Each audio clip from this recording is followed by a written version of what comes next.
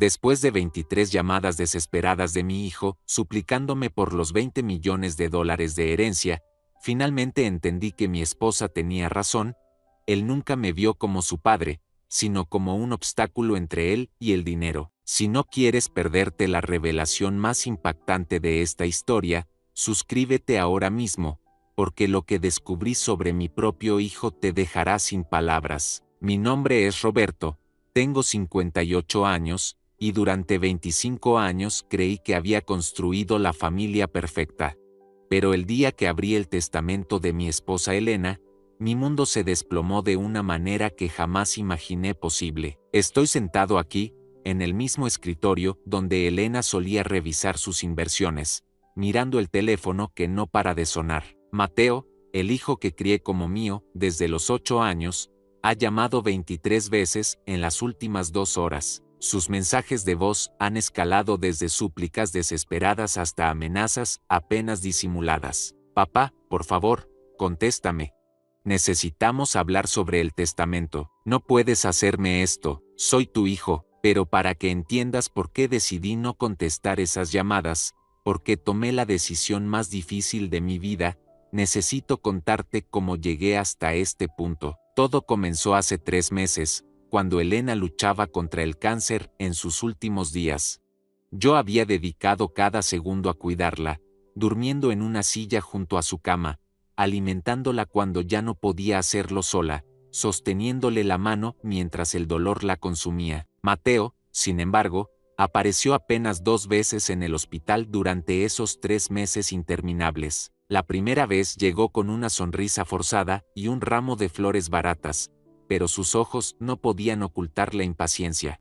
Se quedó exactamente 20 minutos, el tiempo suficiente para preguntar, ¿cómo se encuentra, mamá?, y mencionar casualmente que había estado pensando en el futuro de la familia. Elena, aún consciente, lo miró con una tristeza que me partió el corazón. La segunda visita fue aún más devastadora. Elena ya estaba en estado crítico, conectada a máquinas, luchando por cada respiración. Mateo entró directo al grano. Papá, necesitamos hablar sobre los papeles importantes. Mamá me dijo una vez que había hecho un testamento. ¿Dónde están los documentos? En ese momento, mientras miraba a mi esposa moribunda, algo se rompió dentro de mí. Elena abrió los ojos con esfuerzo y susurró algo que solo yo pude escuchar. Roberto, el cajón, la verdad. Durante 25 años, Mateo había sido el centro de nuestras vidas. Habíamos invertido en su educación privada, pagado sus caprichos, financiado sus proyectos fallidos, cubierto sus deudas. Cuando se casó con Sofía, les compramos una casa. Cuando perdió el trabajo, les pagamos los gastos durante 8 meses. Cuando nació mi nieto, fuimos nosotros quienes pagamos todos los gastos médicos. Pero conforme Elena se debilitaba, Mateo se volvía más insistente con sus visitas de preocupación. Siempre terminaban con la misma pregunta: ¿han pensado en actualizar el testamento? Con los cambios en la ley fiscal, sería prudente. Elena murió un martes lluvioso de marzo. En el funeral, Mateo lloró apropiadamente, recibió condolencias con dignidad, pronunció un discurso emotivo sobre la mujer que lo crió como su propio hijo. Pero yo noté algo que nadie más vio. Durante toda la ceremonia, sus ojos buscaban constantemente al abogado de Elena, Dr. Hernández. 3 días después del funeral, cuando aún estaba procesando mi dolor, Mateo apareció en casa con Sofía y una carpeta llena de documentos. Papá, sé que es pronto, pero necesitamos revisar los asuntos financieros. Mamá habría querido que nos encargáramos de todo rápidamente. Fue entonces cuando supe que había tomado la decisión correcta al no decirle nada sobre lo que Elena me había revelado en sus últimos momentos conscientes. En ese cajón secreto de su escritorio, encontré no solo el testamento real, sino también una carta que cambiaría todo para siempre. La carta comenzaba así: mi querido Roberto, si estás leyendo esto, es porque ya no estoy contigo. Hay algo sobre Mateo que debí contarte hace años, pero no tuve el valor. Ahora, observando cómo ha actuado durante mi enfermedad, sé que tenías derecho a conocer la verdad. Mientras el teléfono sigue sonando con la llamada número 24 de Mateo, abro esa carta una vez más. Sus palabras, escritas con la letra temblorosa de una mujer moribunda, contienen secretos que destrozarán la imagen que tengo de los últimos 25 años de mi vida, pero también contienen la clave para entender por qué Elena estructuró su testamento de una manera tan específica, tan devastadoramente precisa, y por qué, muy pronto, cuando Mateo se siente frente al doctor Hernández, esperando escuchar sobre su herencia de 20 millones de dólares, descubrirá una verdad que cambiará su vida para siempre. El teléfono ha dejado de sonar. Ahora sé que Mateo está en camino, y finalmente estoy listo para la conversación que debimos tener hace 25 años. Nunca pensé que enamorarme de Elena Castillo me convertiría en el hombre más ingenuo del mundo. Era 1998, yo tenía 33 años y trabajaba como ingeniero civil en una constructora mediana. Ella acababa de enviudar y necesitaba remodelar la mansión familiar que había heredado de su difunto esposo, Miguel Castillo, un magnate inmobiliario cuya fortuna ascendía a cifras que yo apenas podía imaginar. Recuerdo vívidamente nuestro primer encuentro. Elena tenía 35 años, era elegante, culta, pero había algo vulnerable en sus ojos verdes que me atraía irresistiblemente. Su hijo Mateo correteaba por la casa, un niño de 8 años con energía desbordante y una sonrisa traviesa que inmediatamente robó mi corazón. Roberto, ¿verdad?, me dijo mientras revisábamos los planos estructurales. Mateo necesita una figura paterna. Ha sido muy difícil para él desde que perdimos a Miguel. Esas palabras sellaron mi destino. No solo me enamoré perdidamente de Elena, sino que también desarrollé un amor paternal instantáneo por ese pequeño que me seguía por toda la obra, haciéndome miles de preguntas sobre martillos, tornillos y máquinas excavadoras. Los primeros meses fueron mágicos. Elena me invitaba a cenar después del trabajo, y yo me quedaba horas extra ayudando a Mateo con su tarea de matemáticas. Eres increíble con él, me decía Elena, acariciándome la mejilla. Miguel nunca tuvo tiempo para estas cosas.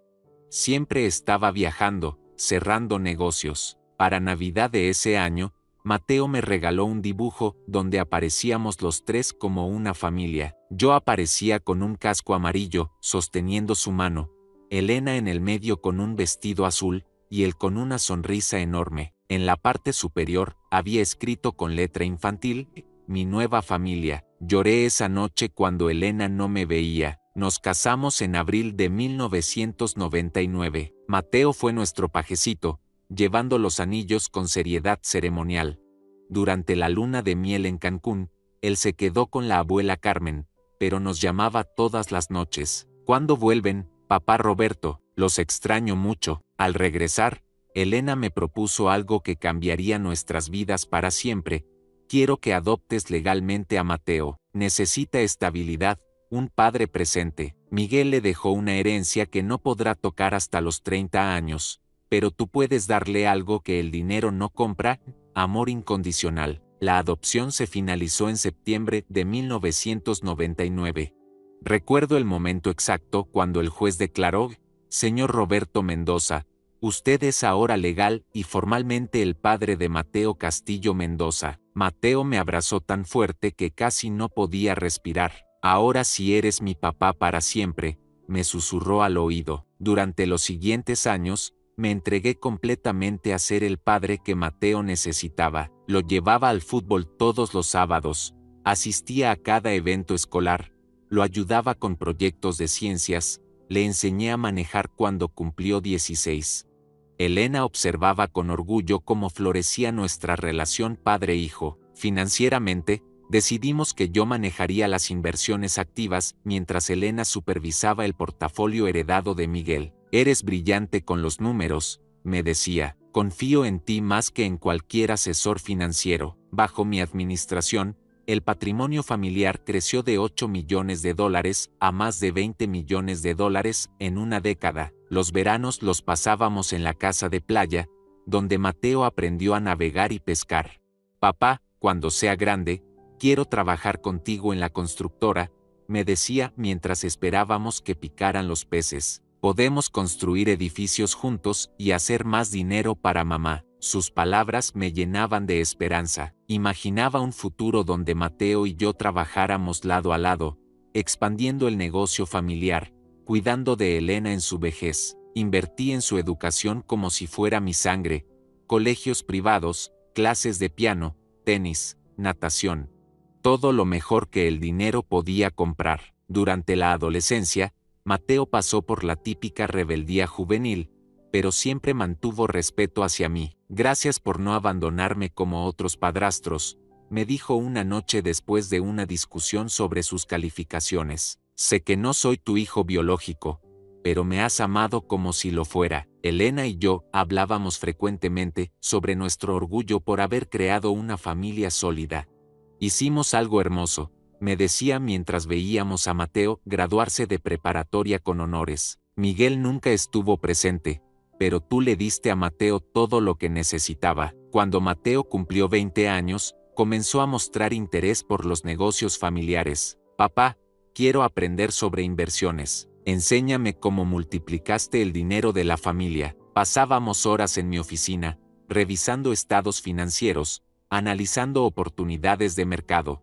Me sentía el padre más orgulloso del mundo. Elena observaba nuestras sesiones de entrenamiento con satisfacción. Estás preparando muy bien a nuestro hijo para el futuro, me decía. Miguel jamás se habría tomado el tiempo para enseñarle estas cosas, pero ahora, sentado aquí con esa carta devastadora en mis manos, me pregunto si todo lo que creí construir durante esos primeros años dorados fue simplemente una ilusión cuidadosamente elaborada. Los recuerdos que atesoraba como los momentos más puros de mi vida tal vez contenían señales que fui demasiado ciego para ver. La carta de Elena sugiere que incluso en esos años tempranos, cuando Mateo parecía amarme genuinamente, él ya entendía algo sobre nuestra dinámica familiar que yo tardé décadas en comprender. Y esa comprensión cambiaría todo lo que creía saber sobre el hijo que amé como propio. Los años 2000 a 2010 fueron la década dorada de nuestra familia.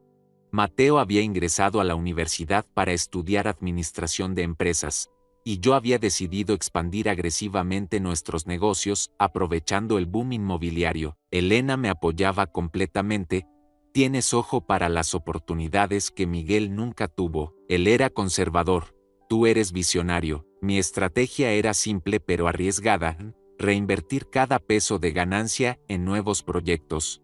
Compré terrenos en zonas que estaban comenzando a desarrollarse, construí complejos residenciales para la clase media emergente, y diversifiqué en centros comerciales. Elena aportó $3 millones iniciales de su herencia como capital semilla, confiando plenamente en mi visión empresarial. Esto es para el futuro de Mateo, le decía mientras firmábamos contratos multimillonarios. Cuando tengamos nietos, queremos dejarles un imperio, no solo dinero guardado en cuentas bancarias. Mateo venía a las obras durante sus vacaciones universitarias. Recuerdo vívidamente el día que le enseñé a leer planos arquitectónicos en el proyecto Residencial Vista Hermosa. Papá, esto es increíble. Estás creando hogares para cientos de familias, me dijo con admiración genuina. Sus ojos brillaban cuando le explicaba los márgenes de ganancia y las proyecciones de crecimiento. Para 2005, nuestro patrimonio había alcanzado los $12 millones. Elena estaba extasiada. Roberto, has duplicado lo que Miguel tardó 20 años en construir. Mateo tendrá más oportunidades de las que jamás soñamos. Ese año, Mateo se graduó summa cum laude y pronunció un discurso que me hizo llorar de orgullo. Dedico este logro a mis padres, especialmente a mi papá Roberto, quien me enseñó que el éxito no se hereda, se construye con trabajo duro y visión estratégica.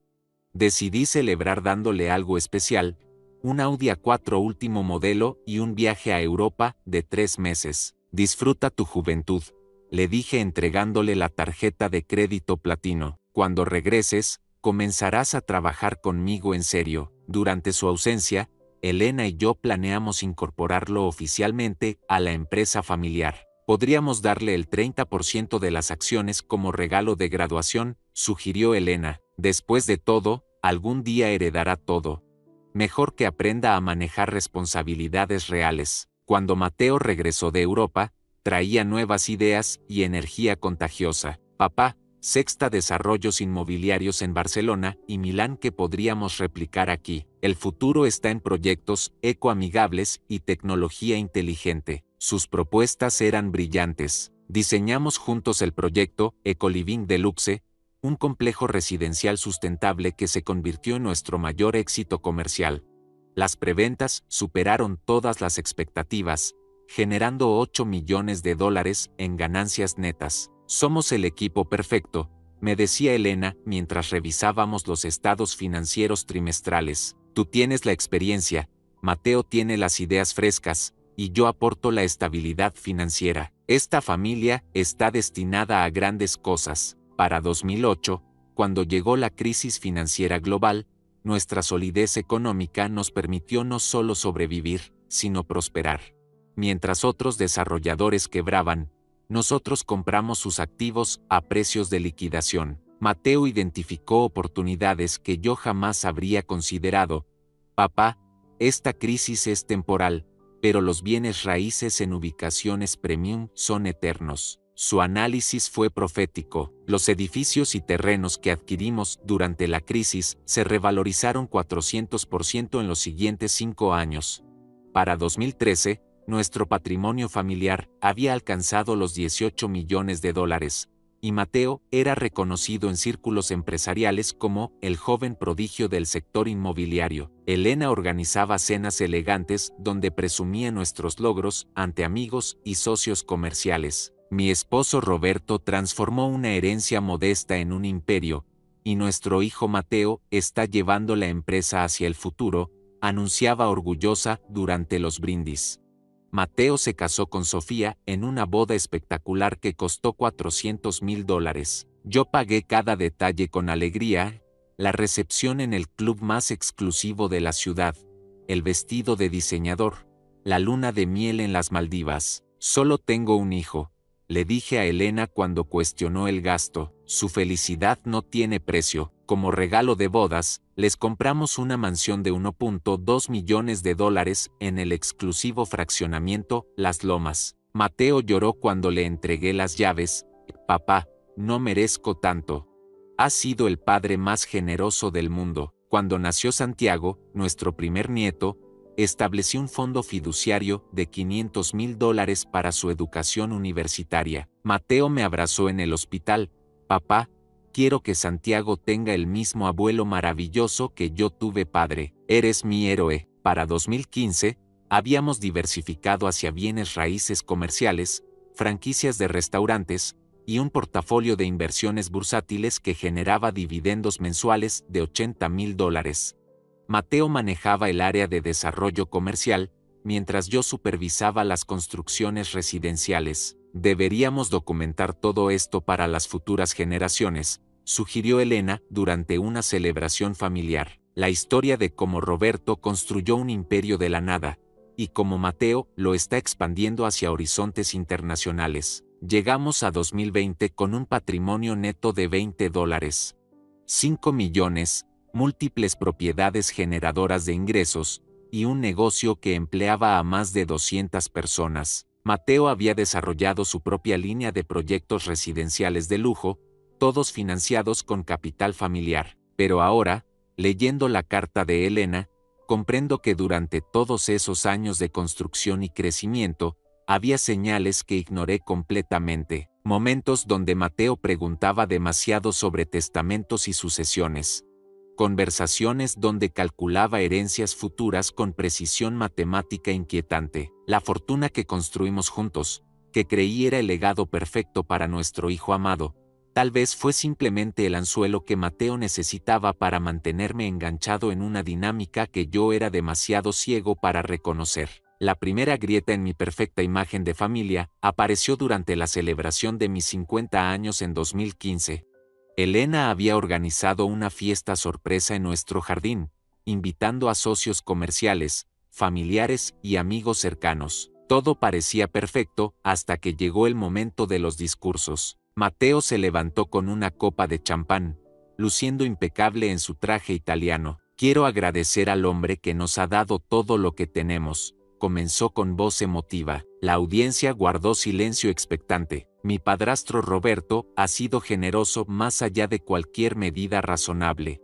La palabra padrastro me golpeó como un puñetazo. En 16 años de matrimonio, Mateo nunca había usado ese término públicamente. Siempre era mi papá o mi padre. Elena notó mi expresión y apretó mi mano bajo la mesa, pero Mateo continuó sin inmutarse. Gracias a su generosidad financiera, he podido construir mi propia carrera sin las limitaciones que enfrentan otros jóvenes emprendedores.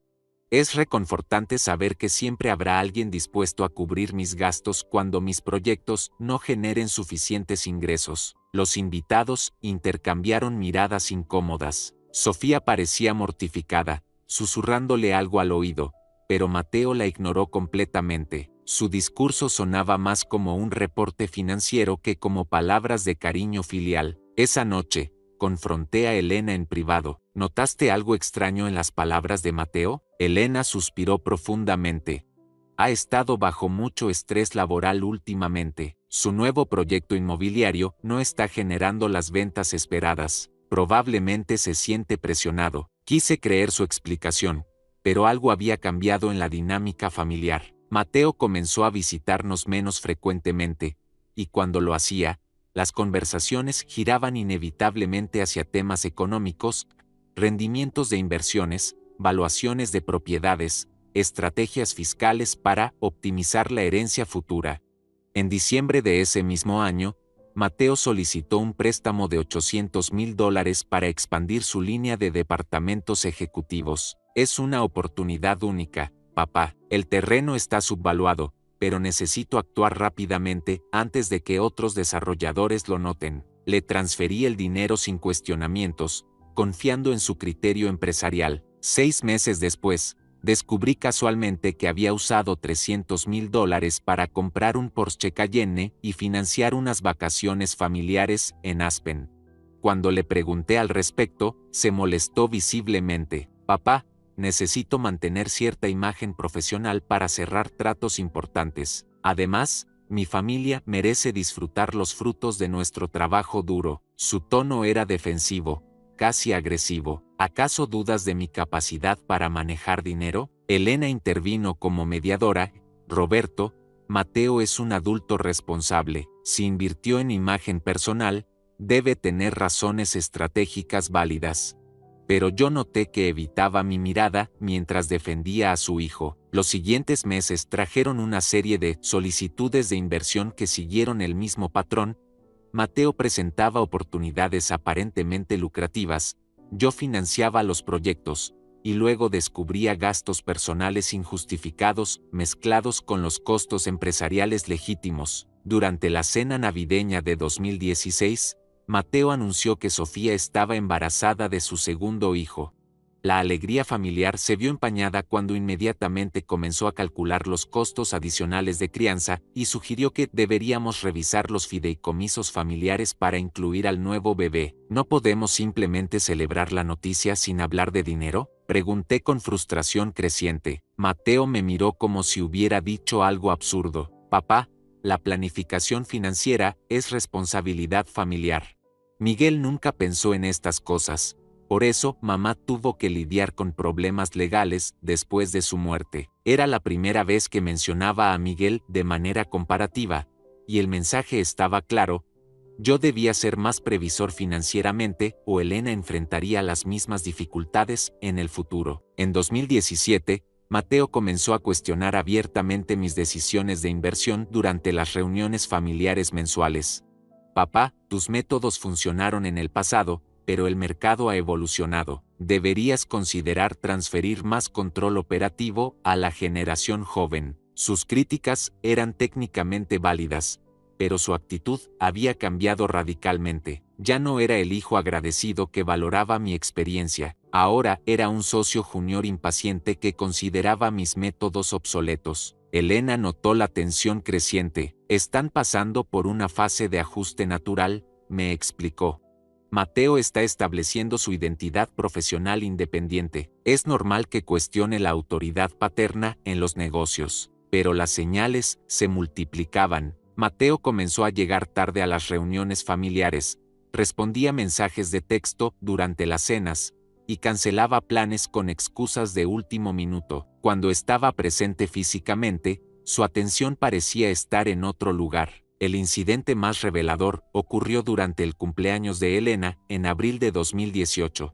Mateo llegó 2 horas tarde a la celebración, sin regalo y con una explicación vaga sobre emergencias de trabajo. Durante la cena, recibió múltiples llamadas que atendió sin disculparse. Mateo, estamos celebrando a tu madre, le dije finalmente. ¿Podrías apagar el teléfono por 1 hora? Su respuesta me dejó helado. Papá, algunos de nosotros tenemos responsabilidades reales que no pueden esperar. No todos podemos darnos el lujo de jubilarnos a los 50.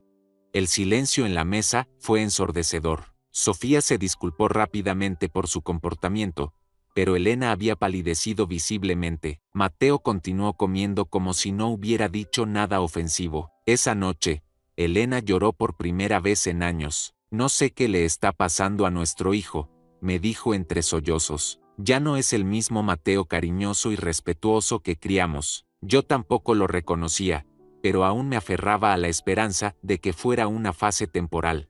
Tal vez el estrés empresarial, las responsabilidades familiares o la presión social estaban afectando su comportamiento. Quería creer que el Mateo que había amado durante 20 años seguía ahí, simplemente oculto bajo capas de ambición y frustración. Pero ahora, con la carta de Elena en mis manos, comprendo que esas no fueron señales de estrés temporal. Fueron los primeros indicios de que la máscara cuidadosamente construida durante décadas finalmente comenzaba a resquebrajarse, revelando una verdad que yo era demasiado ingenuo para reconocer. En marzo de 2022, nuestra vida cambió para siempre cuando Elena recibió el diagnóstico que ninguna familia quiere escuchar: cáncer pancreático en etapa avanzada. El oncólogo, Dr. Ramírez, nos explicó la cruda realidad con compasión profesional. La señora Castillo, considerando la agresividad del tumor y su ubicación, estamos hablando de un pronóstico de 6 a 12 meses. Elena recibió la noticia con una serenidad que me sorprendió. Tomó mi mano temblorosa y susurró: Roberto, hemos tenido 24 años maravillosos juntos. Ahora necesito que seas fuerte para lo que viene. Sus ojos verdes, aunque asustados, mantenían esa determinación que siempre admiré en ella. Inmediatamente reorganicé toda mi vida para convertirme en su cuidador primario. Contraté enfermeras especializadas para los turnos nocturnos, transformé nuestro dormitorio principal en una suite médica completa, y establecí un sistema de rotación para acompañarla durante las sesiones de quimioterapia. Mateo recibió la noticia por teléfono, ya que se encontraba en Miami cerrando un negocio inmobiliario. Su reacción inicial fue de shock genuino. ¿Cómo es posible? Mamá siempre ha estado tan saludable. ¿Cuándo comenzaron los síntomas? Prometió regresar inmediatamente para estar con nosotros. Sin embargo, inmediatamente se convirtió en 5 días. Cuando finalmente apareció, llegó directamente del aeropuerto con equipaje de mano, sugiriendo que su estancia sería breve. Tengo que regresar el viernes para una presentación crucial con inversionistas japoneses, explicó mientras abrazaba superficialmente a Elena. Pero quería estar aquí para la primera consulta oncológica. Durante esa consulta con Dr. Ramírez, Mateo hizo preguntas que me parecieron extrañamente clínicas. ¿Cuál es el costo estimado del tratamiento completo? ¿El seguro médico cubre quimioterapia experimental? ¿Qué pasa con los medicamentos no aprobados por la FDA? Elena lo tranquilizó. Hijo, no te preocupes por los gastos médicos. Tenemos recursos suficientes para cualquier tratamiento necesario. Pero yo noté que Mateo tomaba notas detalladas en su iPhone, como si estuviera calculando algo. Los primeros meses de tratamiento fueron brutales para Elena. La quimioterapia la dejaba exhausta durante días, perdió completamente el cabello, y su peso corporal disminuyó alarmantemente. Yo dormía en una silla reclinable junto a su cama, monitoreando sus signos vitales cada pocas horas. Mateo estableció un patrón de visitas que me desconcertaba. Aparecía cada 2 semanas, generalmente los domingos por la tarde. Permanecía exactamente 90 minutos, y siempre tenía urgencias laborales que lo obligaban a marcharse abruptamente. Sus conversaciones con Elena seguían un guión predecible: preguntas sobre su bienestar físico, actualizaciones sobre Santiago y Isabella, su segunda hija, y referencias vagas a asuntos financieros pendientes. Durante una de estas visitas en julio, Elena estaba particularmente débil después de una sesión de radiación. Mateo se sentó junto a su cama y comenzó: «Mamá, Sofía y yo hemos estado pensando que tal vez deberías considerar actualizar tu testamento, considerando, bueno, las circunstancias actuales». Elena abrió los ojos lentamente. «¿Por qué tendría que actualizar mi testamento, hijo? Todo está perfectamente organizado». Mateo se removió incómodamente. «Es solo que las leyes fiscales han cambiado, y queremos asegurar que Roberto no tenga complicaciones legales después. Ya sabes, cuando llegue el momento». La frialdad de su vocabulario me perturbó profundamente. Hablar de cuando llegue el momento frente a Elena me parecía no solo insensible, sino cruel. Pero Elena respondió con paciencia maternal: «Mateo, mi abogado doctor Hernández revisó todos los documentos el año pasado. Todo está en orden». Mateo insistió: «Pero mamá, deberías considerar estructurar las cosas de manera que minimicemos impuestos sucesorios. Podríamos establecer un fideicomiso irrevocable que…». Elena lo interrumpió con una firmeza que no había mostrado en meses: «Mateo, no quiero discutir herencias mientras estoy luchando por mi vida. Esos temas pueden esperar». Después de que Mateo se marchara esa tarde, Elena me confió algo que me helaba la sangre: «Roberto, ¿has notado que Mateo nunca pregunta sobre mi dolor, mis miedos, o cómo me siento emocionalmente? Solo habla de dinero y documentos legales». Quise defender a nuestro hijo, pero no podía negar lo evidente. En 5 meses de enfermedad terminal, Mateo nunca había preguntado sobre los efectos secundarios de los medicamentos, nunca se había quedado durante una sesión de quimioterapia, nunca había traído flores o algún detalle personal que pudiera alegrar el día de su madre moribunda. En contraste, yo documentaba meticulosamente cada síntoma, cada cambio en su condición, cada momento de mejoría temporal. Aprendí a preparar smoothies nutritivos que pudiera tolerar, a masajear sus pies hinchados por los esteroides, a leerle novelas románticas durante las noches de insomnio causado por la medicación. En octubre, cuando Elena comenzó a requerir oxígeno suplementario, Mateo sugirió optimizar el ambiente doméstico transfiriendo algunos activos no esenciales a cuentas de más fácil acceso. «Es por practicidad», explicó. «Si necesitamos liquidez rápida para tratamientos experimentales o cuidados especializados». Elena lo miró con una expresión que no pude descifrar completamente. «Mateo, tenemos suficiente liquidez para cualquier emergencia médica. ¿Por qué estás tan preocupado por reorganizar inversiones ahora?». Él evitó su mirada. «Solo quiero estar preparado para cualquier eventualidad, mamá». Durante noviembre, Elena tuvo varios episodios de lucidez extraordinaria entre los períodos de sedación por dolor. En uno de esos momentos, me pidió que trajera su computadora portátil. «Necesito revisar algunos documentos importantes», dijo con voz débil pero determinada. Pasó 3 horas revisando archivos digitales, haciendo llamadas telefónicas al doctor Hernández y escribiendo algo en un documento que mantuvo privado. Cuando terminó, selló un sobre manila y me pidió que lo guardara en la caja fuerte de nuestro dormitorio. «Roberto, este sobre contiene información que debes conocer, pero solo después de mi partida. Prométeme que lo abrirás cuando llegue ese momento». Le prometí, aunque no comprendía por qué necesitaba tanto secretismo. Elena parecía aliviada después de completar esa tarea misteriosa. «Ahora puedo descansar sabiendo que tomé las decisiones correctas para proteger a quienes realmente me aman». Esa noche, mientras Elena dormía profundamente gracias a la morfina, recibí un mensaje de texto de Mateo: «Papá, ¿cómo están las finanzas de mamá? Sofía está preocupada porque los tratamientos deben estar costando una fortuna. ¿Necesitan ayuda económica?». Era la primera vez en 8 meses que Mateo ofrecía ayuda económica, y algo en el timing me pareció sospechoso. Elena nunca había mencionado dificultades financieras, y nuestro patrimonio era más que suficiente para cubrir cualquier gasto médico concebible. Respondí, todo está bajo control, hijo. Tu madre tiene excelente cobertura médica y recursos abundantes. Su respuesta llegó inmediatamente, perfecto. Solo quería asegurarme de que todo esté bien organizado. Ahora, leyendo la carta que Elena escribió durante esos últimos meses de lucidez, comprendo que ella había observado mucho más de lo que yo creía posible en su estado debilitado. Sus percepciones sobre el comportamiento de Mateo durante su enfermedad terminal contenían revelaciones que cambiarían completamente mi comprensión de los últimos 25 años de nuestra vida familiar. Diciembre de 2022 llegó con la certeza médica de que Elena tenía semanas, no meses. El doctor Ramírez me había preparado para esta etapa.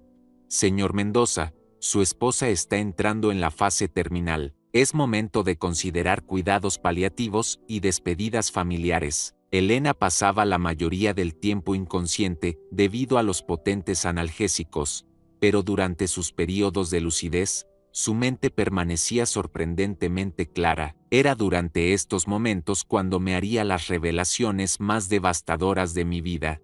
Una madrugada del 15 de diciembre, Elena despertó completamente alerta alrededor de las 3 am. Roberto, acércate, me susurró con una urgencia que hacía semanas no mostraba. Necesito contarte algo crucial antes de que sea demasiado tarde. Me senté en el borde de la cama, tomando su mano frágil entre las mías. Sus ojos verdes, aunque hundidos por la enfermedad, brillaban con una intensidad familiar.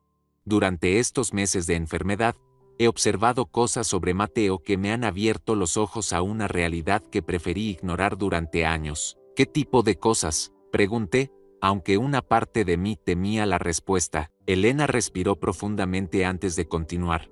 ¿Has notado que Mateo nunca ha venido aquí sin su calculadora o su teléfono con aplicaciones financieras? Cada vez que me ve conectada a estos equipos médicos, sus ojos calculan cuánto debe costar mi mantenimiento diario.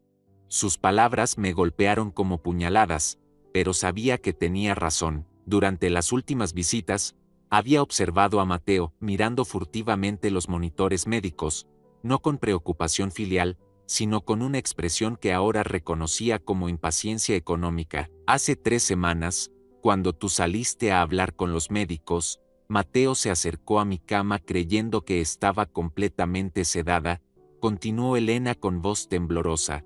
Comenzó a revisar los cajones de mi mesita de noche, buscando documentos. Cuando no encontró nada, murmuró, maldita sea, ¿dónde guarda sus papeles importantes esta mujer? El horror que sentí fue indescriptible. Elena, ¿estás segura de lo que escuchaste? Completamente segura, pero hay algo peor, Roberto. Esa misma tarde, escuché una conversación telefónica que Mateo tuvo en el pasillo. Pensaba que no podía oírlo desde aquí, pero las paredes son más delgadas de lo que cree. Elena hizo una pausa para recuperar fuerzas, y yo esperé con el corazón acelerado. Estaba hablando con Sofía, explicándole que la situación se está prolongando más de lo esperado y que necesitaban acelerar ciertos procesos legales. Cuando Sofía le preguntó si yo estaba sufriendo, Mateo respondió, lo que importa es que esto termine pronto. Los gastos médicos están afectando el patrimonio que eventualmente heredaremos. Las lágrimas comenzaron a rodar por mis mejillas. ¿Cómo era posible que el hijo que había criado con tanto amor fuera capaz de tal crueldad? Elena apretó mi mano con la poca fuerza que le quedaba y, Roberto, hay algo más que debes saber sobre Mateo. Algo que he guardado en secreto durante 25 años porque esperaba estar equivocada. ¿Qué es, amor? Cuando Mateo tenía 12 años, poco después de que lo adoptaras legalmente, encontré un diario que escribía para una tarea escolar. Una de las entradas decía, mi nuevo papá Roberto es muy generoso con el dinero. Mamá dice que algún día heredaré todo lo que él está construyendo. Es bueno fingir que lo quiero mucho porque eso hace que gaste más en mí. La habitación comenzó a girar a mi alrededor. ¿Un niño de 12 años escribió eso? Sí, Roberto. Confronté a Mateo sobre esa entrada, y él lloró, me pidió perdón, dijo que había sido una broma tonta. Yo quise creerle. Destruí el diario y nunca te lo conté porque pensé que era solo la confusión de un niño adaptándose a una nueva dinámica familiar. Elena hizo otra pausa, claramente agotada por el esfuerzo de esta confesión, pero durante estos meses de enfermedad, observando su comportamiento, he comprendido que esa entrada del diario no era confusión infantil. Era la primera evidencia escrita de lo que Mateo realmente pensaba sobre nuestra familia. ¿Por qué no me contaste esto antes?, pregunté, sintiendo una mezcla de devastación y traición. Porque te amaba demasiado como para destruir tu felicidad paterna. Veías a Mateo con tanto orgullo, con tanto amor genuino. ¿Cómo podía arrebatarte esa alegría basándome en las palabras de un niño? Esperaba que con el tiempo, tu amor paternal lo transformara en el hijo que merecías. Elena comenzó a llorar débilmente, pero ahora, viendo cómo se comporta mientras yo me muero, sé que me equivoqué. Mateo nunca cambió, simplemente se volvió más sofisticado en ocultar sus verdaderas motivaciones. Durante los siguientes días, Elena me reveló una serie de observaciones acumuladas durante décadas, episodios que yo había interpretado como cariño filial, pero que ella había reconocido como manipulación calculada. ¿Recuerdas cuando Mateo cumplió 16 años y te dijo que quería una fiesta pequeña solo para la familia porque valoraba más tu compañía que las celebraciones costosas? Me preguntó una tarde. Por supuesto, me sentí muy orgulloso de haber criado un hijo tan centrado en valores familiares. Esa misma semana, escuché a Mateo diciéndole a su amigo Patricio por teléfono: le dije a mi padrastro que quería una fiesta familiar íntima, y el idiota se creyó que era por amor filial. La verdad es que una fiesta grande habría costado $15,000, pero fingir que soy un hijo amoroso me costó cero y me garantiza que siga financiando mis caprichos. Cada revelación era como recibir una puñalada emocional. Elena continuó destrozando mis recuerdos más preciados con la verdad que había observado desde su perspectiva maternal más objetiva. Y cuando Mateo se graduó de la universidad y dedicó su diploma al mejor padre del mundo, Roberto, esa misma noche lo escuché hablando con Sofía sobre cómo había actuado perfectamente emocional durante la ceremonia para garantizar que le compraras el Audi que quería. La destrucción sistemática de mis recuerdos paternos continuó durante horas. Elena había sido testigo silencioso de 25 años de manipulación psicológica, protegiéndome de la verdad porque conocía mi corazón paternal vulnerable. Roberto, hay una última cosa que debes saber, me dijo Elena durante lo que resultaría ser nuestra conversación más larga y última. En mi escritorio, cajón inferior derecho, hay una llave pequeña. Esa llave abre una caja de seguridad en el Banco Nacional, sucursal Centro. El número de la caja es 1247. ¿Qué hay en esa caja de seguridad? Documentos que he estado recopilando durante años, evidencias de las verdaderas intenciones de Mateo, grabaciones de conversaciones, copias de mensajes de texto que dejó en teléfonos olvidados, fotografías de documentos que revisaba a escondidas. También encontrarás mi testamento real, no la copia que tiene el doctor Hernández. Elena me miró con una intensidad que me helaba la sangre. Roberto, he protegido nuestro patrimonio de la manera que Mateo menos espera. Cuando llegue el momento de leer mi testamento, descubrirás que tomé decisiones muy específicas basadas en 25 años de observación silenciosa. 3 días después, el 22 de diciembre de 2022, Elena murió pacíficamente mientras yo sostenía su mano. Sus últimas palabras fueron: Roberto, ahora conoces la verdad.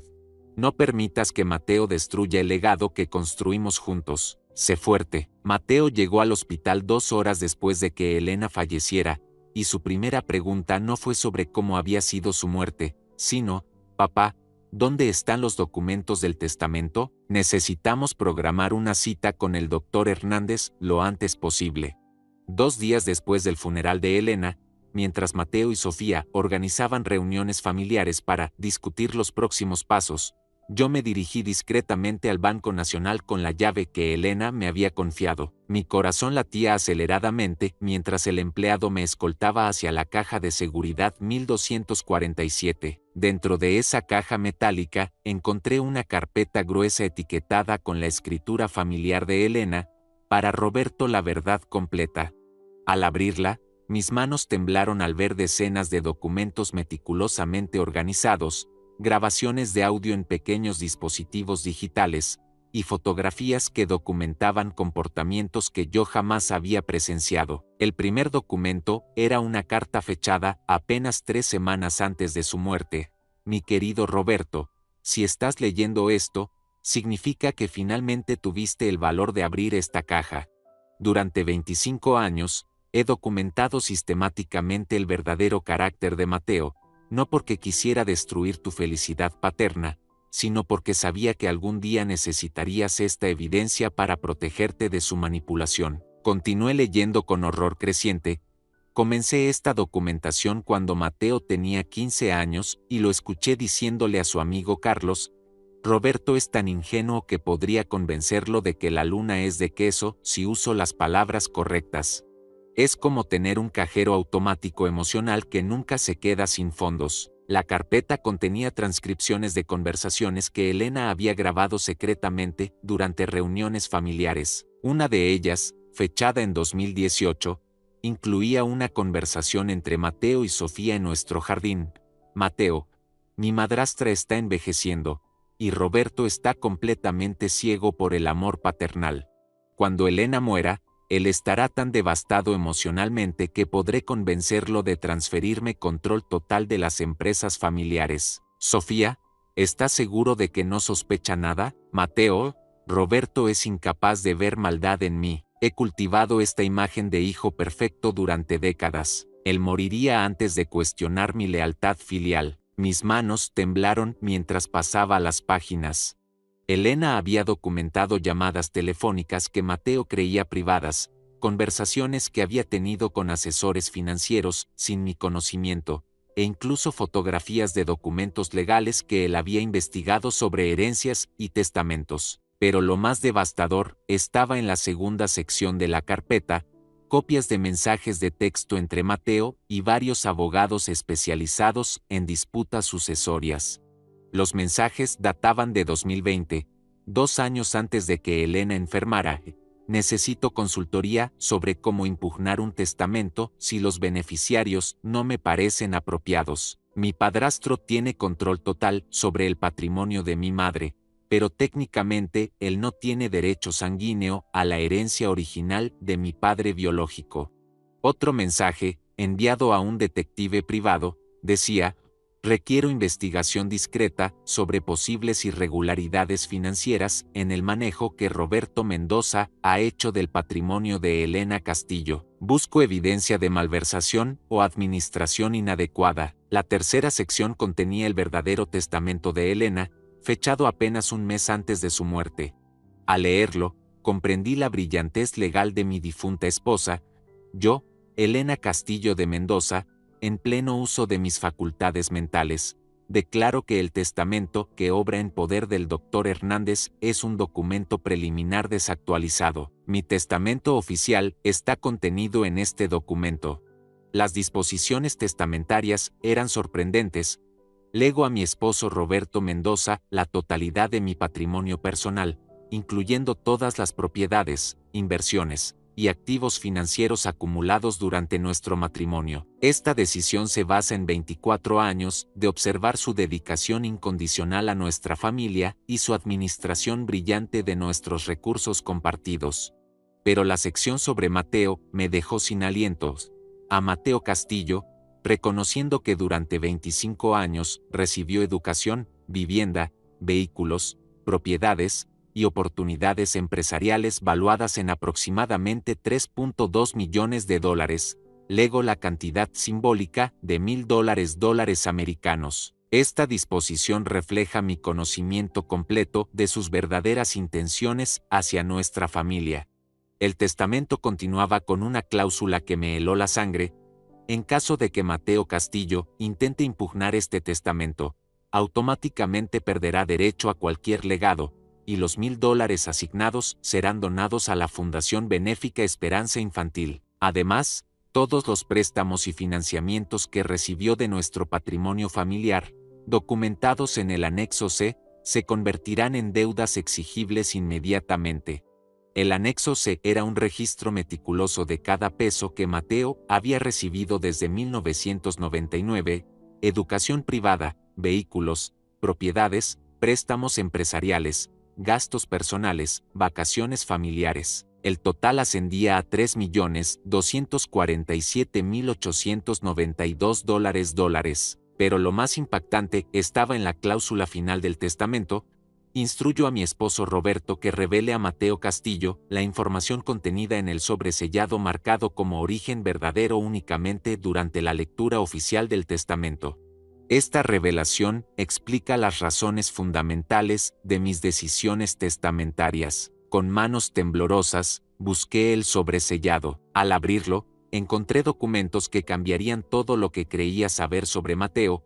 El primer documento era un informe de paternidad fechado en 1997, un año antes de que Elena y yo nos conociéramos. El resultado era categórico.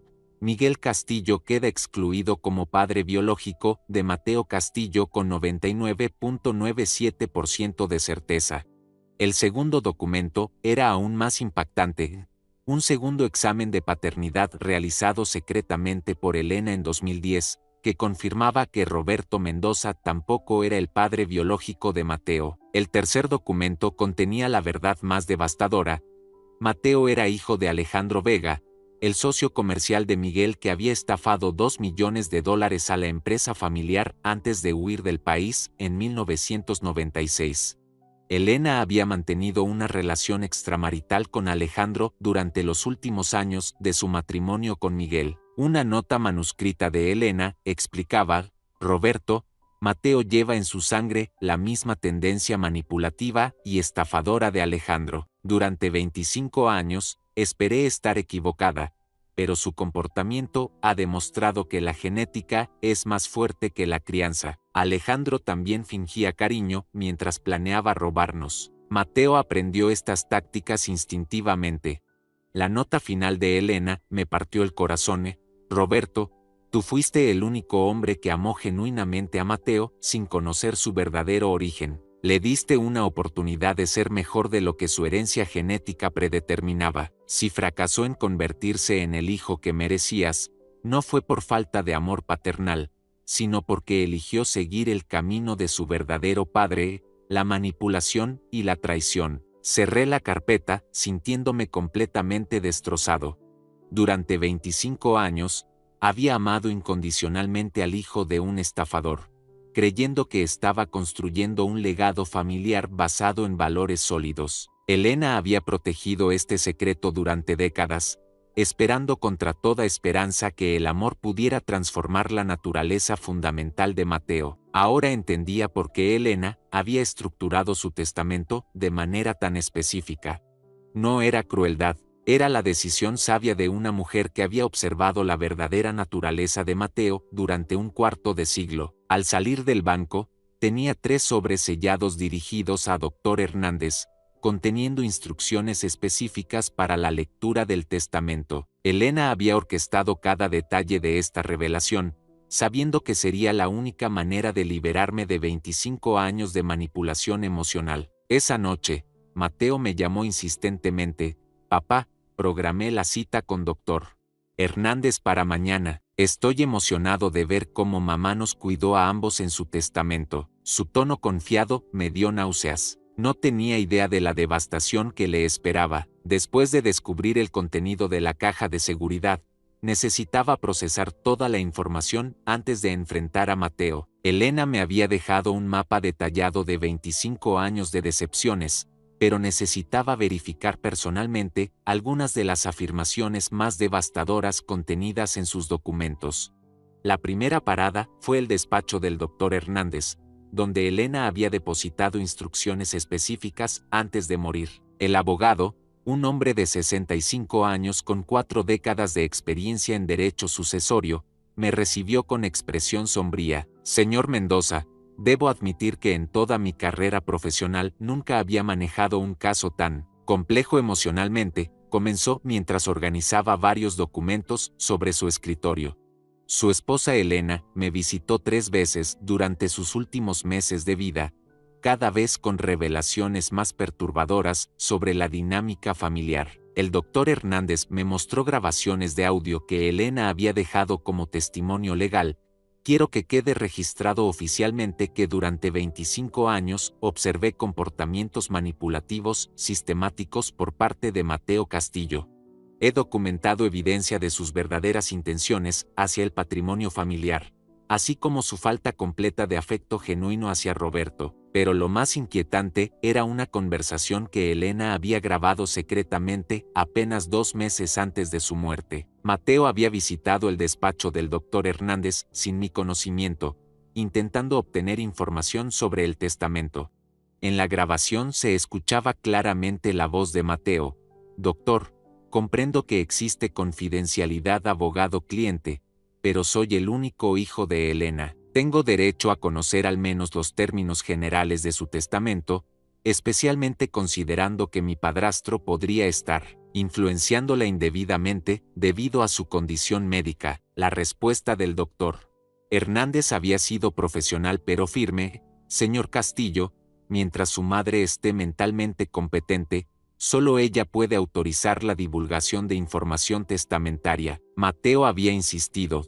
Doctor, no estoy cuestionando las facultades mentales de mi madre, pero los medicamentos para el dolor pueden afectar el juicio. Solo quiero asegurarme de que las disposiciones testamentarias reflejen sus verdaderos deseos, no la manipulación emocional de alguien que se beneficiaría de su muerte. Escuchar esa grabación me produjo náuseas físicas. Mateo había intentado sembrar dudas sobre mi integridad moral mientras Elena luchaba contra el cáncer, sugiriendo que yo la estaba manipulando para beneficio personal. Mi siguiente investigación me llevó a la oficina del detective privado Armando Silva, quien había trabajado discretamente para Elena durante los últimos 5 años. Silva era un ex policía especializado en investigaciones familiares y fraudes financieros. Señora Castillo me contrató inicialmente para verificar ciertas sospechas sobre las actividades comerciales de su hijo, explicó Silva mientras revisaba un expediente grueso. Lo que descubrimos fue mucho más grave de lo que ella anticipaba. Silva me mostró fotografías de Mateo en reuniones secretas con competidores comerciales de nuestra empresa familiar. Durante 2021, su hijo se reunió al menos 6 veces con constructora Hermanos López, nuestros principales rivales en el sector inmobiliario. En estas reuniones, Mateo proporcionó información privilegiada sobre nuestras licitaciones pendientes y estrategias de precios. Las fotografías eran irrefutables. Mateo entregando documentos confidenciales, recibiendo sobres de dinero, estrechando manos con ejecutivos que habían estado intentando sabotear nuestros proyectos durante años. Pero eso no es lo peor, continuó Silva. También documentamos que Mateo estableció cuentas bancarias secretas en Islas Caimán bajo el nombre de Consulting Solutions Ltd. A través de esta empresa fantasma, recibió $280,000 en pagos de constructora Hermanos López durante 18 meses. Silva me entregó copias de transferencias bancarias internacionales que mostraban los pagos sistemáticos. Mateo había estado vendiendo secretos comerciales familiares mientras fingía lealtad y dedicación a nuestras empresas. ¿Elena sabía sobre esto? Pregunté con voz temblorosa. Señora Castillo recibió estos informes mensualmente. Cada revelación la devastaba más, pero insistía en continuar la investigación. Necesito conocer la magnitud completa de la traición antes de tomar decisiones definitivas, me decía. La investigación de Silva también había descubierto actividades más personalmente hirientes. Mateo había estado criticando públicamente mi capacidad empresarial en círculos profesionales, atribuyendo nuestros éxitos a suerte y condiciones de mercado favorables mientras sugería que él era el verdadero cerebro detrás de las operaciones exitosas. En una reunión del Club Empresarial Elite, su hijo declaró textualmente: Roberto es un buen hombre, pero carece de visión estratégica moderna. Cuando inevitablemente tome control de las empresas familiares, implementaré cambios revolucionarios que multiplicarán nuestra rentabilidad, leyó Silva de sus notas. Pero la revelación más dolorosa estaba por venir. Silva había documentado conversaciones entre Mateo y consultores legales especializados en impugnación de testamentos. Su hijo consultó con 3 bufetes diferentes sobre estrategias para anular herencias basándose en influencia indebida del cónyuge sobreviviente, explicó Silva. Específicamente, estaba explorando argumentos legales para demostrar que usted había manipulado a Elena para redactar un testamento que lo favoreciera injustamente. Las transcripciones de estas consultas legales eran escalofriantes. Mateo, mi padrastro, ha controlado completamente las finanzas de mi madre durante 24 años.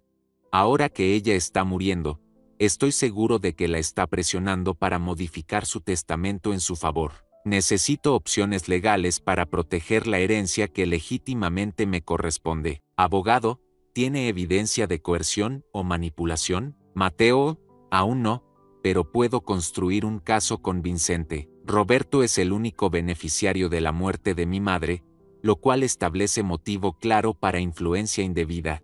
Silva también había investigado las finanzas personales de Mateo, descubriendo un patrón preocupante de gastos irresponsables y deudas ocultas. A pesar de los millones que había recibido de nuestra familia durante décadas, Mateo tenía deudas de juego por $420,000 con casinos clandestinos. Su hijo ha estado apostando compulsivamente durante al menos 3 años, informó Silva. Las deudas se han acumulado porque utiliza el dinero familiar para apuestas, esperando recuperar las pérdidas con ganancias grandes. Es un ciclo destructivo típico de adictos al juego. Las fotografías mostraban a Mateo en mesas de póker de alto riesgo, casinos ilegales y reuniones con prestamistas peligrosos. Había estado financiando esta adicción secreta con fondos que yo creía destinados a inversiones empresariales legítimas. La investigación final de Silva reveló algo que me destrozó completamente. Mateo había estado buscando compradores potenciales para propiedades familiares, anticipando su herencia futura. Contactó con 3 agencias inmobiliarias de lujo, solicitando valuaciones hipotéticas para la mansión familiar, la casa de playa y los edificios comerciales principales, explicó Silva. Les dijo que estaba planificando reorganizaciones patrimoniales futuras y necesitaba conocer valores de mercado actuales. Una grabación secreta capturó a Mateo diciéndole a un agente inmobiliario: quiero tener compradores listos para cuando tenga control legal de estas propiedades. Mi padrastro tiene sentimiento emocional hacia estos lugares, pero yo entiendo que los bienes raíces deben generar liquidez, no nostalgia. Al salir de la oficina de Silva, me senté en mi automóvil durante 1 hora, procesando la magnitud de la traición. Durante 25 años, había alimentado financiera y emocionalmente a una serpiente que esperaba pacientemente el momento de atacar. Elena había observado silenciosamente esta evolución durante décadas, documentando cada traición mientras protegía mi corazón paternal de la verdad devastadora.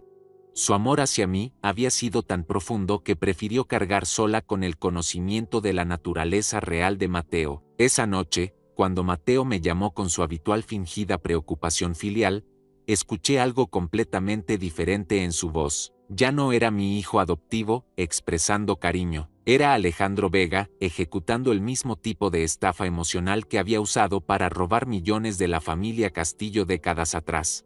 La genética había prevalecido sobre el amor paternal, y Elena había estructurado su testamento para protegerme de las consecuencias de mi propia generosidad ciega. La semana previa a la lectura oficial del testamento se convirtió en un bombardeo sistemático de comunicaciones desesperadas por parte de Mateo.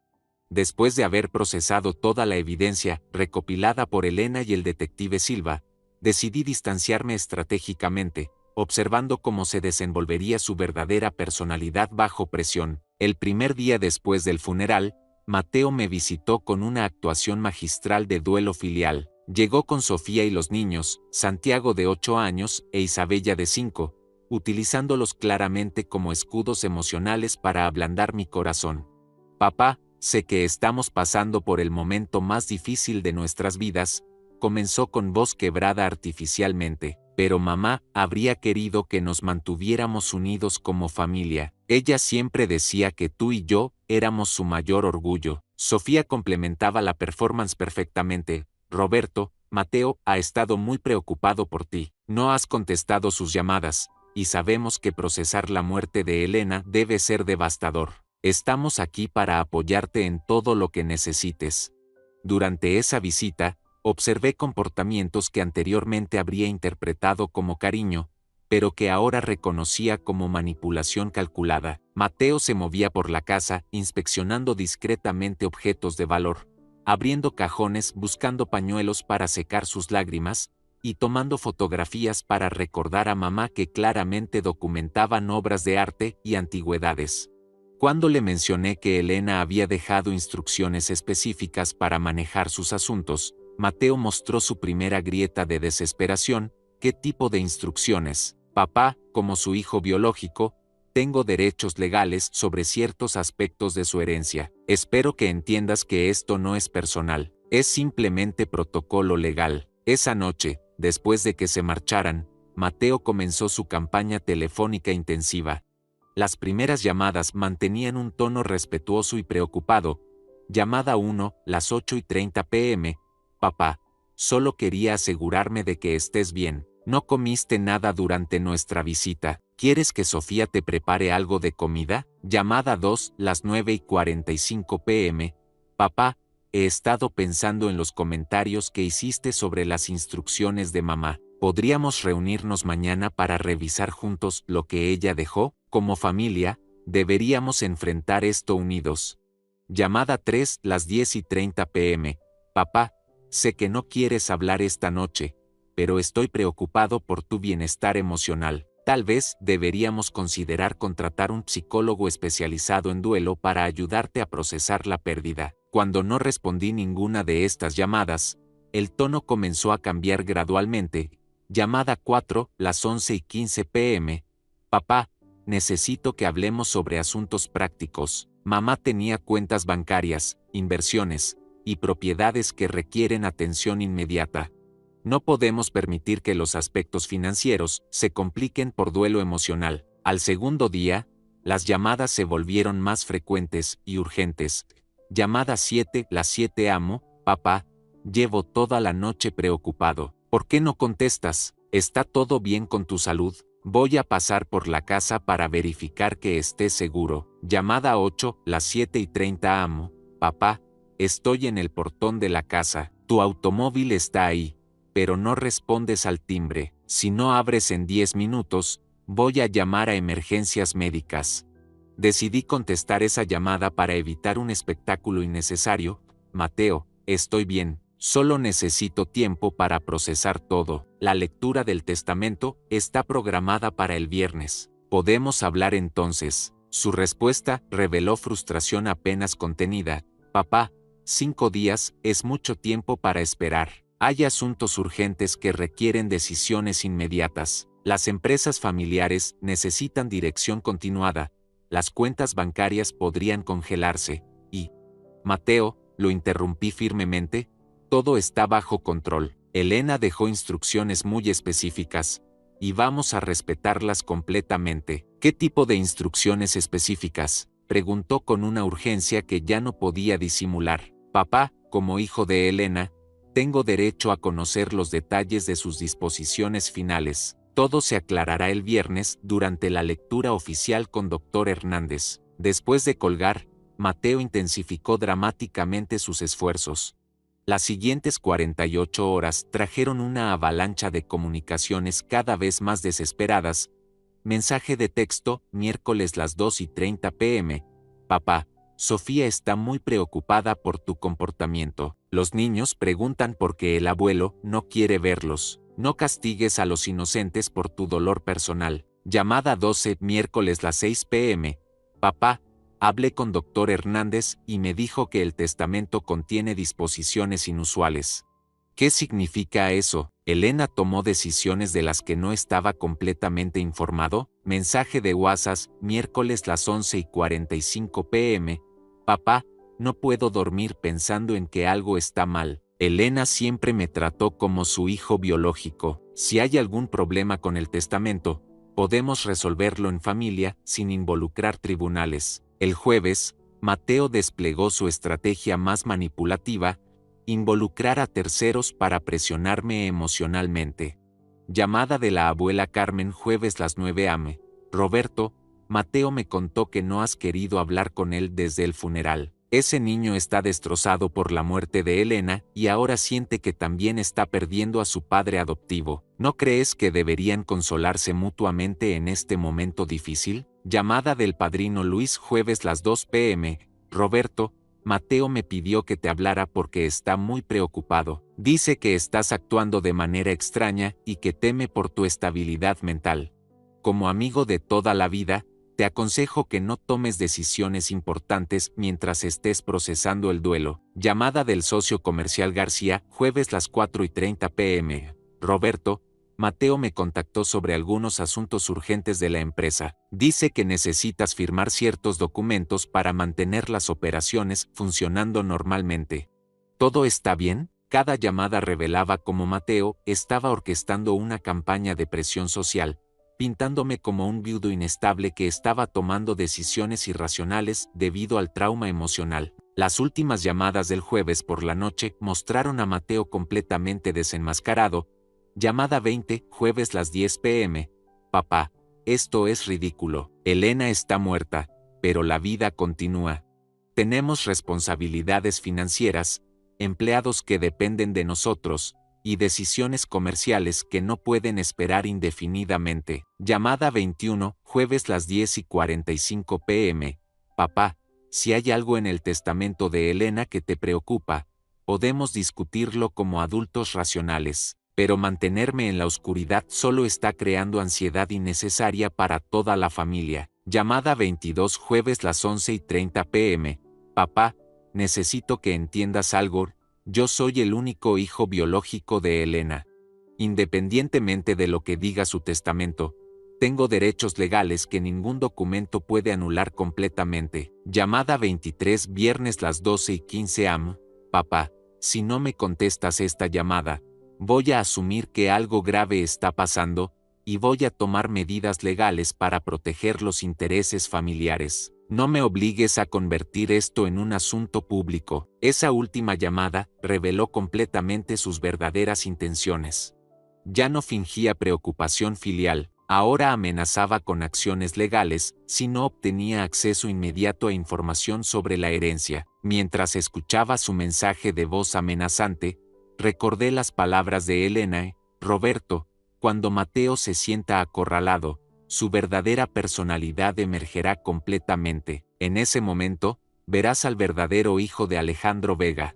Las 23 llamadas habían sido una masterclass en manipulación psicológica, comenzando con falsa preocupación filial, escalando a presión emocional mediante terceros, y culminando con amenazas legales directas. El viernes por la mañana, día de la lectura del testamento, Mateo finalmente comprendería que su campaña de manipulación había sido completamente inútil. Elena había anticipado cada una de sus tácticas y había estructurado su testamento para neutralizar definitivamente 25 años de engaños calculados. El viernes llegó con una claridad mental que no había experimentado en semanas. Después de procesar toda la evidencia recopilada por Elena, las revelaciones del detective Silva, y observar la transformación progresiva de Mateo durante sus 23 llamadas desesperadas, finalmente comprendí que mi difunta esposa me había preparado para este momento durante meses. A las 8 am, recibí la última comunicación de Mateo antes de la lectura del testamento, un mensaje de texto que eliminaba cualquier vestigio de la fachada filial que había mantenido durante 25 años. Roberto, espero que hayas reflexionado durante estos días sobre las consecuencias de mantenerme excluido de los asuntos de Elena. Como su único descendiente biológico, tengo derechos irrefutables que ningún testamento puede invalidar. Si hay irregularidades en las disposiciones testamentarias, las corregiré mediante los tribunales apropiados. Nos vemos a las 10 am. La frialdad legal de su mensaje contrastaba dramáticamente con las súplicas emocionales de días anteriores. Ahora hablaba como Alejandro Vega habría hablado, calculador, amenazante, completamente desprovisto de afecto genuino. Antes de dirigirme al despacho del doctor Hernández, revisé una última vez los documentos que Elena había preparado meticulosamente. Entre ellos encontré una carta adicional fechada apenas una semana antes de su muerte. Mi querido Roberto, si estás leyendo esto el día de la lectura del testamento, significa que Mateo ha mostrado exactamente el comportamiento que predije. Durante estos días de silencio, habrás observado cómo su máscara de hijo amoroso se desintegró progresivamente hasta revelar la verdadera naturaleza que heredó de Alejandro.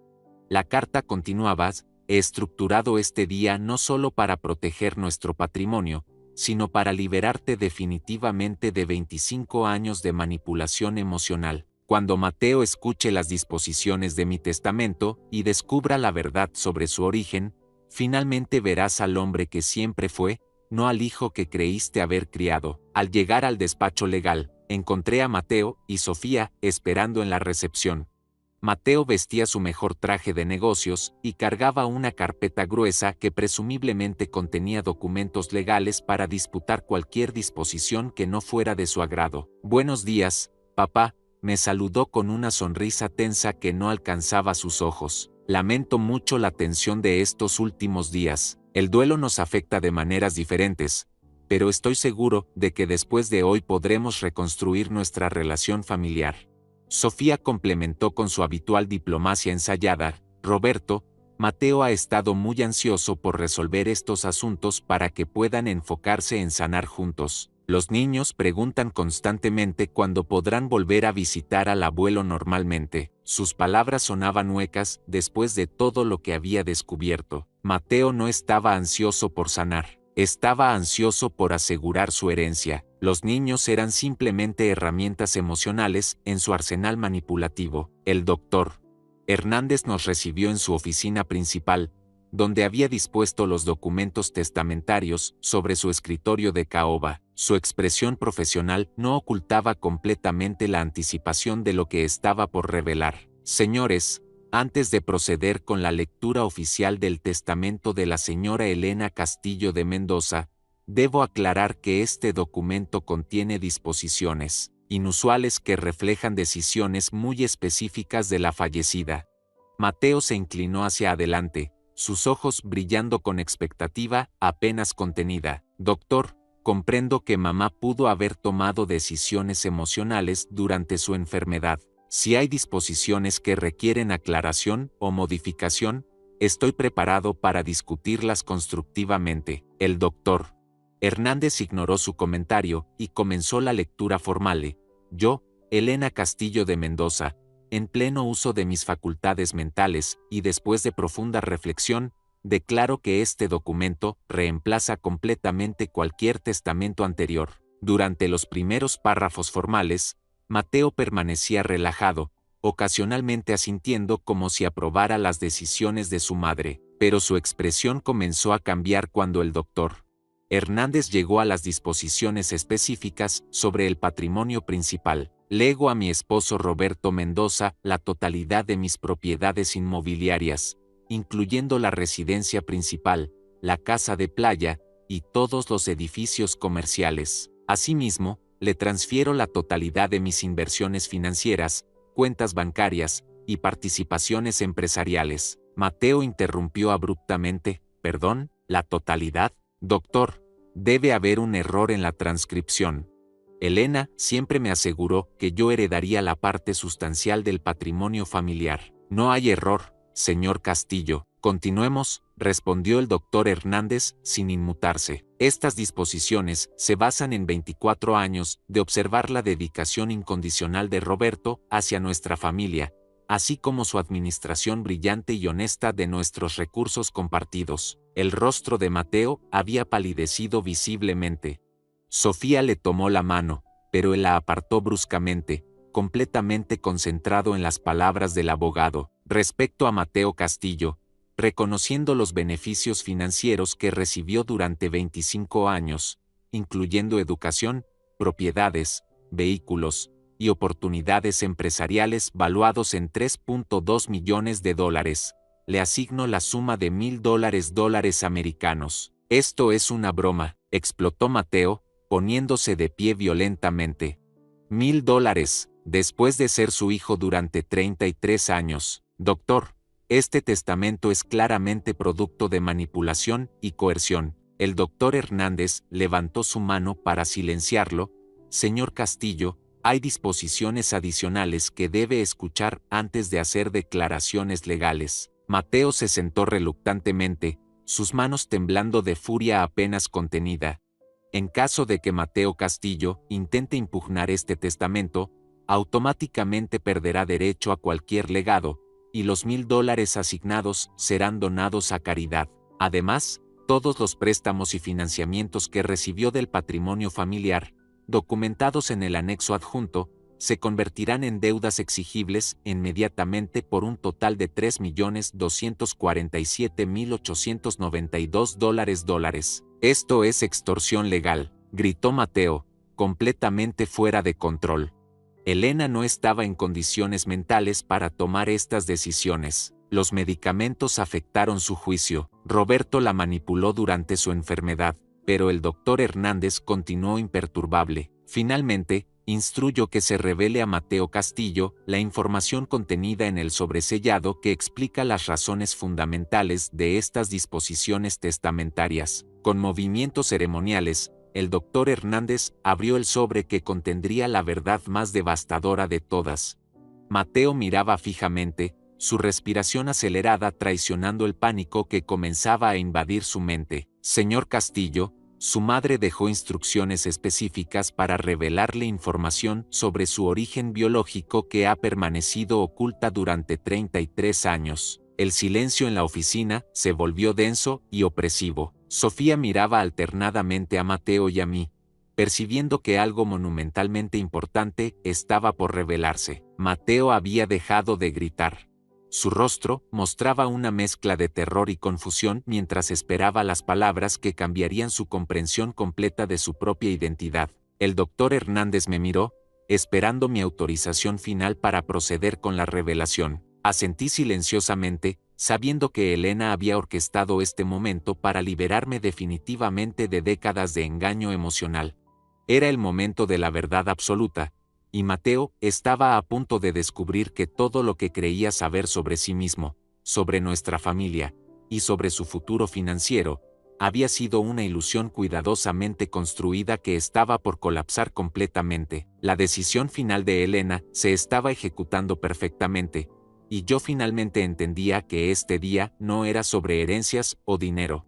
Era sobre justicia, verdad, y mi liberación personal de 25 años de ser víctima de la manipulación más sofisticada que había experimentado. El doctor Hernández sacó los documentos finales del sobresellado, su expresión grave reflejando la magnitud de lo que estaba por revelar. Mateo se había quedado completamente inmóvil, como un animal que presiente un peligro mortal pero no puede identificar su origen.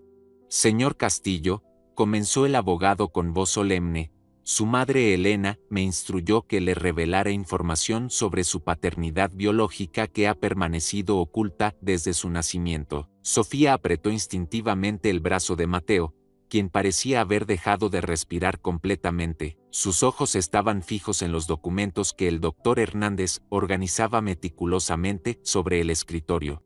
Según los exámenes de paternidad realizados en 1997 y confirmados independientemente en 2010, Miguel Castillo no era su padre biológico, declaró el abogado con precisión clínica. Adicionalmente, Roberto Mendoza tampoco es su progenitor genético. El rostro de Mateo transitó del shock inicial a una confusión profunda. ¿Qué significa esto? Si Miguel no era mi padre y Roberto tampoco, entonces, ¿quién? El doctor Hernández extrajo un documento adicional del sobre.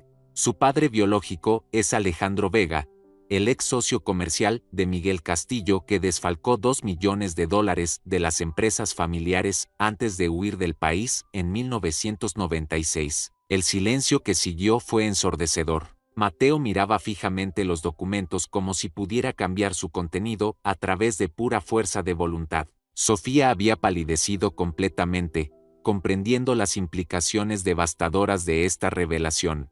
Su madre mantuvo una relación extramarital con Alejandro Vega durante los últimos años de su matrimonio con Miguel, continuó el doctor Hernández. Cuando Alejandro fue descubierto, desfalcando la empresa y huyó precipitadamente, Elena estaba embarazada pero ocultó la verdadera paternidad para proteger su reputación social. Mateo finalmente encontró su voz, aunque salió como un susurro ronco: esto es imposible. Elena me habría contado la verdad. Éramos muy cercanos. Ella me amaba. Su madre lo amó durante 33 años, respondió el doctor Hernández, pero también documentó sistemáticamente comportamientos que le recordaban dolorosamente a Alejandro Vega, en particular, la tendencia a manipular emocionalmente a personas que lo amaban para obtener beneficios financieros. Fue entonces cuando saqué la carpeta que había preparado esa mañana, conteniendo algunas de las evidencias más contundentes recopiladas por Elena y el detective Silva. Mateo, hay algo más que necesitas saber. Le mostré las fotografías de sus reuniones secretas con Constructora Hermanos López, los registros de las cuentas bancarias en Islas Caimán, y las transcripciones de sus conversaciones criticándome públicamente mientras planeaba apropiarse del control empresarial. Durante 5 años, tu madre documentó meticulosamente tu verdadera personalidad. Las traiciones comerciales, las manipulaciones emocionales, incluso tus deudas de juego que financiabas con dinero familiar destinado a inversiones legítimas. Mateo revisaba los documentos con horror creciente, su máscara de hijo amoroso disolviéndose completamente mientras confrontaba evidencia irrefutable de sus engaños sistemáticos. Tu madre también grabó conversaciones donde planificabas impugnar su testamento, donde me describías como un cajero automático emocional, y donde calculabas el valor de las propiedades familiares anticipando tu herencia futura. Sofía se levantó abruptamente, mirando a Mateo con una expresión de horror y traición. ¿Todo esto es verdad? ¿Has estado planeando estafar a Roberto durante años? Las reuniones nocturnas de trabajo eran para conspirar contra la familia que nos ha dado todo. Mateo la ignoró completamente, enfocado obsesivamente en los documentos que destrozaban su identidad construida durante décadas. Esto no puede estar pasando. Soy el hijo de Elena. He vivido en esta familia durante 33 años. Tengo derechos. No tienes ningún derecho, respondí con una calma que me sorprendió. Durante 25 años, Elena y yo te financiamos una vida de lujo basada en una mentira. Te dimos amor paternal, oportunidades empresariales, propiedades, educación de élite, todo mientras planificabas traicionarnos en el momento oportuno. El doctor Hernández intervino con información adicional que Elena había preparado para este momento. Señor Castillo, su madre también investigó el paradero actual de Alejandro Vega. Actualmente reside en Honduras bajo identidad falsa, después de ser deportado de 3 países por fraudes similares al que cometió contra la familia Castillo. Esta información final quebró completamente la compostura de Mateo. Se puso de pie violentamente, derribando su silla. Ustedes me están destruyendo deliberadamente. Durante 33 años fui parte de esta familia. No pueden borrar 3 décadas de mi vida con papeles y acusaciones. No estamos borrando nada, le dije firmemente. Estamos revelando la verdad que Elena observó durante 25 años mientras tú perfeccionabas tus técnicas de manipulación emocional. Mateo comenzó a caminar frenéticamente por la oficina, sus manos temblando mientras intentaba procesar la magnitud de su situación. Esto es venganza póstuma. Elena se vengó de mí porque no pude estar más tiempo con ella durante su enfermedad. Tenía responsabilidades comerciales. No podía abandonar todo para ser enfermero. No era venganza, respondí con tristeza genuina. Era protección. Tu madre me protegió de conocer tu verdadera naturaleza durante décadas porque sabía cuánto te amaba. Pero también protegió nuestro patrimonio de ser dilapidado por alguien que había heredado las mismas tendencias estafadoras de Alejandro Vega. Sofía se acercó a Mateo con lágrimas en los ojos. Mateo, ¿cómo pudiste engañarme también a mí? Nuestra vida matrimonial, nuestros hijos, ¿todo ha sido parte de algún plan para obtener dinero de Roberto y Elena? Mateo la miró con una frialdad que nunca había mostrado públicamente. Sofía, no eres tan ingenua. Sabías perfectamente que mi amor por Roberto tenía beneficios tangibles. ¿Crees que vivimos en una mansión de 1.2 millones de dólares porque soy un genio empresarial? Esa confesión espontánea reveló finalmente su verdadera personalidad sin filtros. Durante 25 años, había mantenido una fachada de hijo amoroso, pero bajo presión extrema, emergía la naturaleza calculadora y manipulativa que había heredado genéticamente. Sofía retrocedió como si la hubiera golpeado físicamente. Dios mío, ¿qué clase de monstruo eres? ¿Incluso nuestro matrimonio fue una mentira? Nuestro matrimonio fue una alianza estratégica que me ayudó a mantener la imagen de hombre de familia responsable que Roberto necesitaba ver, respondió Mateo con una honestidad brutal que helaba la sangre. El doctor Hernández observaba esta desintegración familiar con expresión profesional, pero claramente impactado por la crudeza de las revelaciones que estaban emergiendo espontáneamente. Señor Castillo, intervino el abogado, hay disposiciones finales en el testamento que debo leer. Si Mateo reacciona a estas revelaciones con violencia, amenazas o intentos de manipulación adicional, confirma completamente las razones de mis decisiones testamentarias. Si muestra arrepentimiento genuino y acepta responsabilidad por sus acciones, demuestra que aún hay esperanza para su redención moral. Mateo lo miró con desprecio total. ¿Arrepentimiento? ¿Por qué debería arrepentirme de ser inteligente? Roberto era un objetivo fácil, Elena una mujer sentimental, y ustedes dos construyeron una fortuna que yo ayudé a multiplicar. Merezco esa herencia más que nadie. Sus palabras finales eliminaron cualquier duda sobre su verdadera naturaleza. No había arrepentimiento, no había reconocimiento de daño causado, no había vestigio del hijo que creía haber criado con amor paternal. En ese momento, comprendí completamente la sabiduría de Elena. Había estructurado este día no solo para proteger nuestro patrimonio, sino para liberarme definitivamente de 25 años de manipulación emocional. Viendo a Mateo, sin sus máscaras, finalmente podía dejar ir al hijo imaginario que había amado y confrontar la realidad del estafador que realmente era. La transformación estaba completa.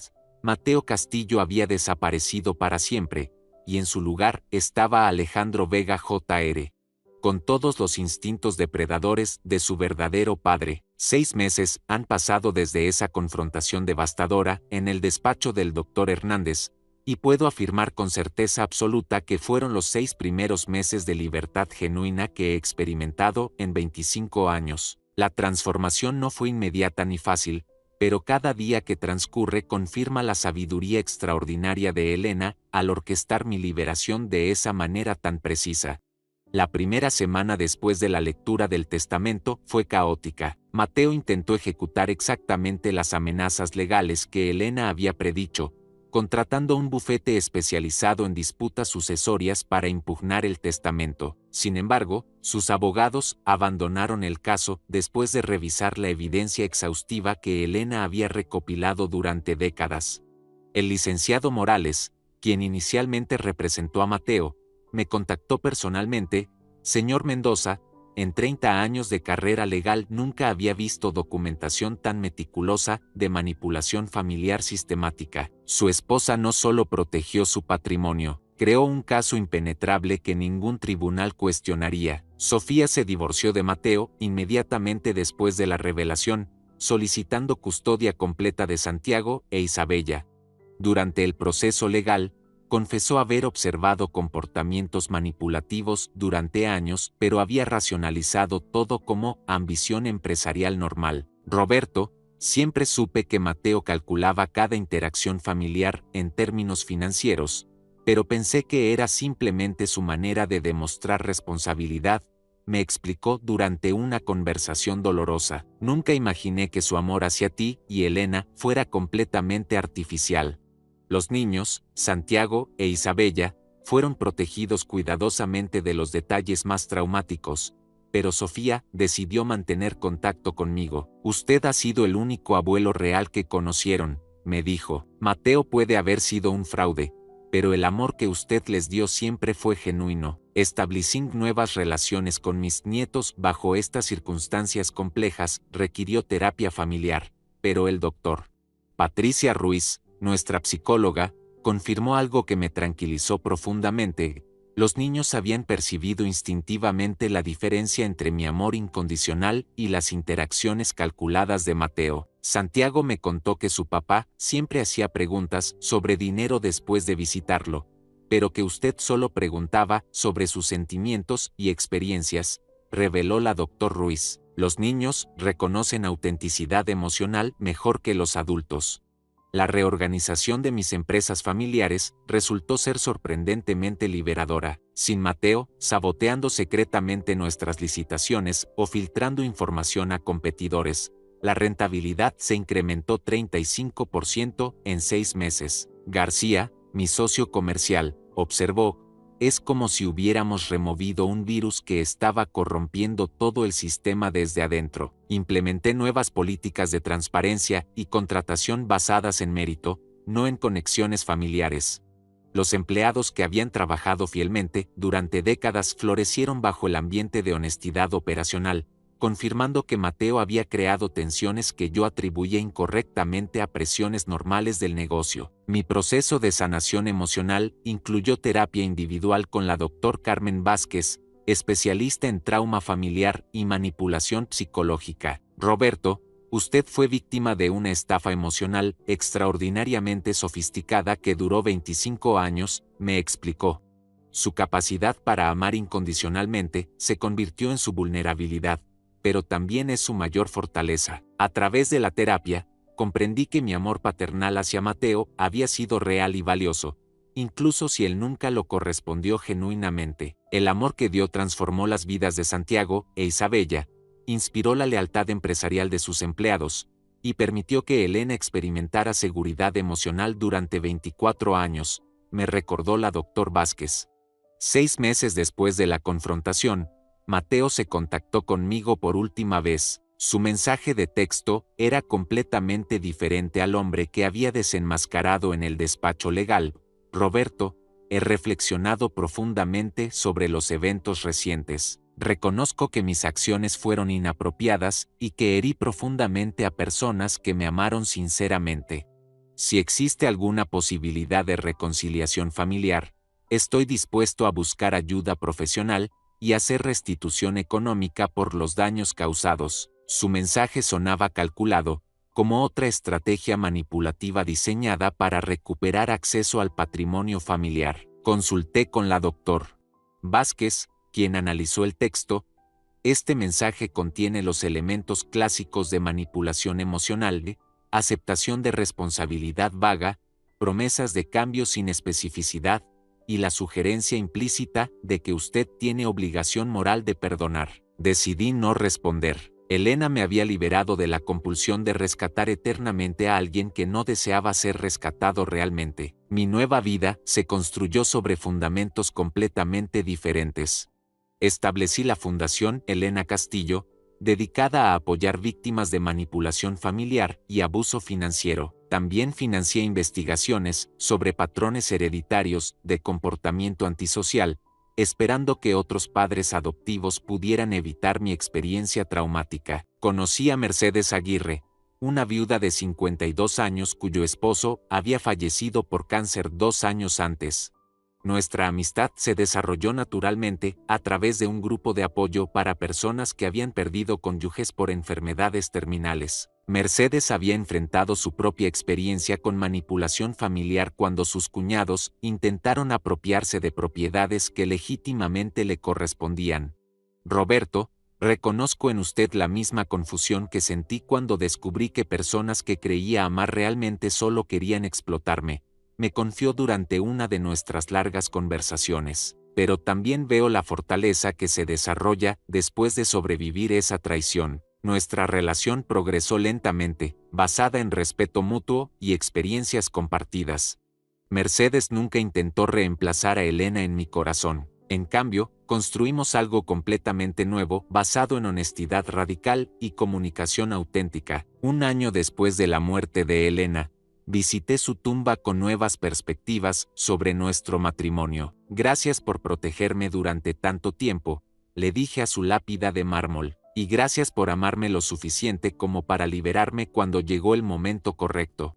Dejé flores frescas y una carta donde le contaba sobre mi nueva vida, mis relaciones sanas con Santiago e Isabella, el crecimiento de las empresas familiares y mi creciente amistad con Mercedes. Elena, finalmente entiendo que el amor verdadero incluye liberación cuando es necesario. Tu último regalo fue enseñarme la diferencia entre ser amado y ser usado. Hoy, mientras escribo esta historia, en el mismo escritorio donde Elena organizó meticulosamente mi liberación, puedo afirmar con certeza que los 20 millones de dólares fueron protegidos exitosamente, pero más importante, mi dignidad personal, mi capacidad de formar relaciones auténticas, y mi comprensión de mi propio valor fueron rescatadas de décadas de erosión psicológica. Mateo, o más precisamente, el hijo de Alejandro Vega, eligió finalmente seguir los pasos de su padre biológico. Según informes que recibo ocasionalmente, se mudó a Colombia, donde intenta establecer esquemas empresariales que suenan sospechosamente similares a las estafas que Alejandro había perpetrado décadas atrás. Mi historia no es sobre venganza o resentimiento, es sobre redención personal y la liberación que llega cuando finalmente aceptas verdades dolorosas que has evitado durante años. Elena me enseñó que amar genuinamente a veces requiere establecer límites que protegen tanto al amante como al amado de dinámicas destructivas. Los 20 millones de dólares siguen generando dividendos que utilizo para honrar la memoria de Elena, apoyar a víctimas de manipulación familiar y construir un legado basado en autenticidad emocional. Pero el tesoro más valioso que Elena me dejó no fue dinero. Fue la verdad que me permitió recuperar mi propia vida después de 25 años de vivirla para alguien que nunca me correspondió sinceramente. Ahora, a los 59 años, finalmente sé lo que significa ser amado por quien realmente soy, no por lo que puedo proporcionar financieramente. Y ese conocimiento, esa paz, vale infinitamente más que cualquier herencia monetaria.